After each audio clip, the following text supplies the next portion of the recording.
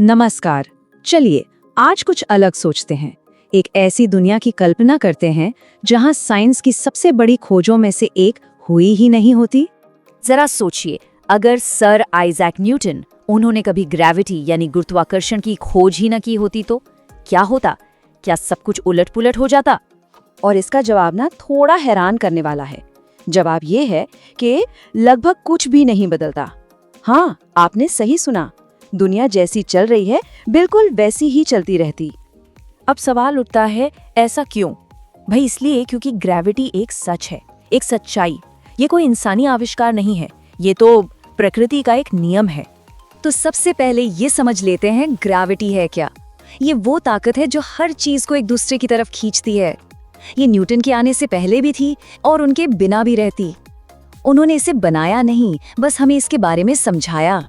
तो जरा सोचिए, अगर न्यूटन ये खोज नहीं भी करते तो भी हम सब जमीन पर ही चल रहे होते, सारे जानवर भी जमीन पर ही रहते और हमारी धरती वो भी सूरज के चक्कर लगा ही रही होती।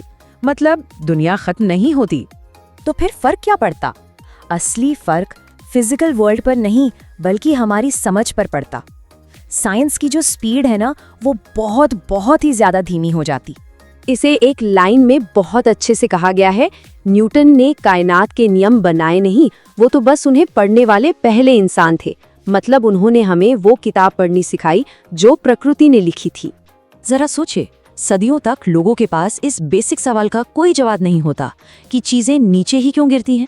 मॉडर्न फिजिक्स की जो पूरी इमारत है उसकी नींव ही नहीं रखी जाती और न्यूटन के दिए मैथ्स के बिना साइंटिफिक प्रोग्रेस एक तरह से रुक ही जाती। और जब साइंस पीछे रह जाता है तो क्या होता है? सिंपल है, टेक्नोलॉजी का पहिया भी धीमा हो जाता है, या कह सकते हैं कि रुक सा जाता है।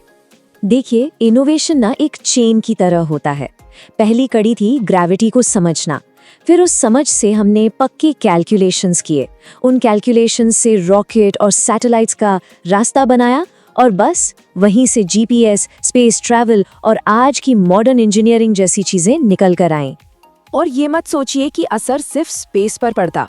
नहीं, हमारे फोन में जो जीपीएस है, जो सैटेलाइट कम्युनिकेशन है, बड़ी बड़ी बिल्डिंग्स और मशीनें, ये सब या तो होती ही नहीं या फिर इनके लिए हमें अभी और इंतजार करना पड़ता। हमारी दुनिया आज जितनी एडवांस्ड दिखती है वैसी बिल्कुल नहीं होती। लेकिन कहानी में एक और मोड़ है। ये खोज देर सवेर होनी तो थी ही। क्यों? क्योंकि साइंस और इंसान की जानने की इच्छा ये कभी रुकती नहीं है। साइंस का यही तो कमाल है, वो रुकता नहीं। अगर न्यूटन नहीं होते तो कोई और होता। शायद कुछ दशकों बाद या 100 साल बाद कोई ना कोई तो ग्रेविटी की गुत्थी सुलझा ही है। तो सवाल ये नहीं है कि कौन, सवाल ये है कि कब। देखिए, 1687 में न्यूटन की खोज ने हमें एक जबरदस्त हेड स्टार्ट दे दिया। हमारी टेक्नोलॉजी रॉकेट की स्पीड से आगे बढ़ी। अगर ये खोज बाद में होती तो हमारी मॉडर्न साइंस और टेक्नोलॉजी की रेस भी बहुत देर से शुरू होती। तो आखिर में हम कहाँ पहुँचते हैं? ये सब हमें न्यूटन की असली लेगेसी के बारे में क्या बताता है? ये हमें बताता है समझ की असली ताकत के बारे में। तो इस पूरी बात को अगर हम निचोड़ें तो 3 मेन पॉइंट्स हैं।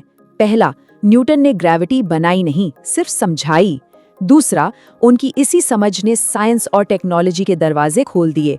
और तीसरा, उनके बिना दुनिया तो चल जाती पर हमारी आज की मॉडर्न लाइफ बहुत बहुत पीछे होती। और आखिर में एक बात जो बहुत गहरी है, सबसे बड़ी कामयाबी हमेशा कुछ नया बनाने में नहीं बल्कि जो पहले से मौजूद है उसे समझने में होती है। न्यूटन का जीनियस यही तो था। तो ये पूरी बात हमें एक आखिरी सवाल पर लाकर छोड़ देती है कि आज हमारे चारों तरफ कुदरत का ऐसा कौन सा बड़ा राज काम कर रहा है जो बस किसी के समझने का इंतजार कर रहा है।